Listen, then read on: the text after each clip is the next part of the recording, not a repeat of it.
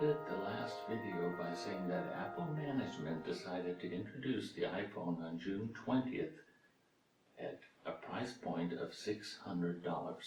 But very soon after the launch, Apple quickly reduced the price to $400, which was in fact the rational price which management had arrived at in the first place when they did their first analysis.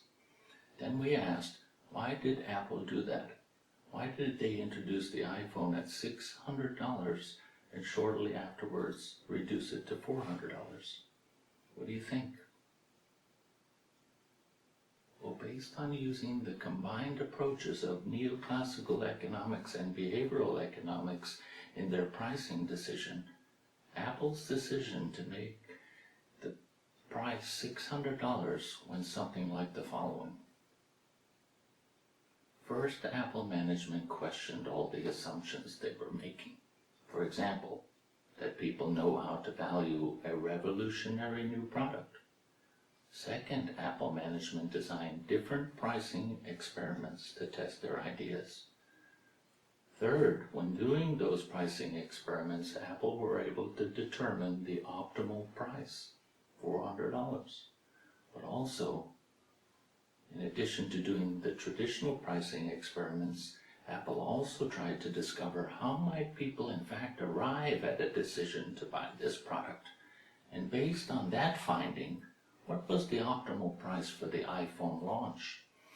And finally, Apple management considered more deeply how would a launch price of $600 influence the perception of value for the very first iPhone over a longer period of time. So based on this alternative way of thinking, Apple decided to launch at $600.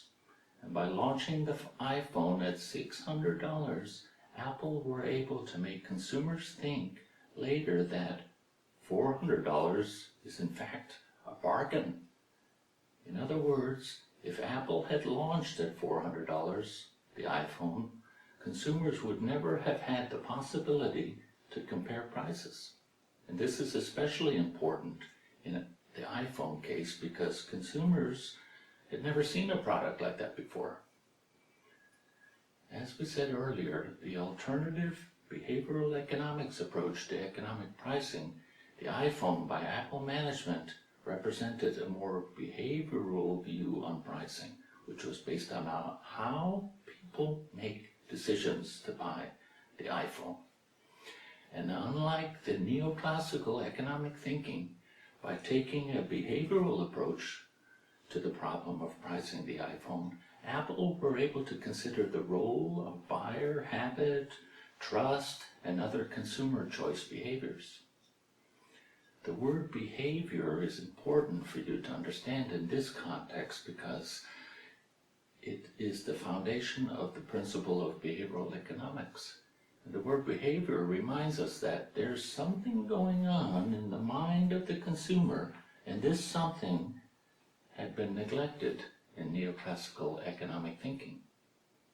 And to emphasize the importance of behavior, recent developments in brain imaging technology have in fact now allowed managers to enter the minds of consumers.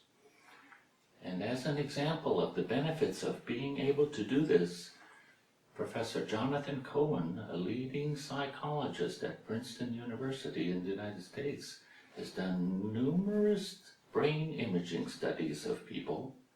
And what Professor Cohen's research has shown is that more often than not, human decision-making involves brain mechanisms that are associated with emotional responses rather than only rational analysis.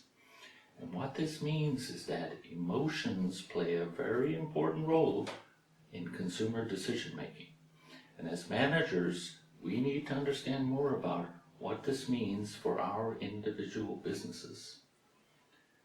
But unfortunately, despite the findings of Professor Cohen and other researchers, and although most economists are willing to accept these findings, which state that human decisions are often reached emotionally rather than rationally, despite that, the vast majority of economists still continue to believe and preach the neoclassical message, which says that all firms and individuals make a rational calculation as to what is in their own best interests.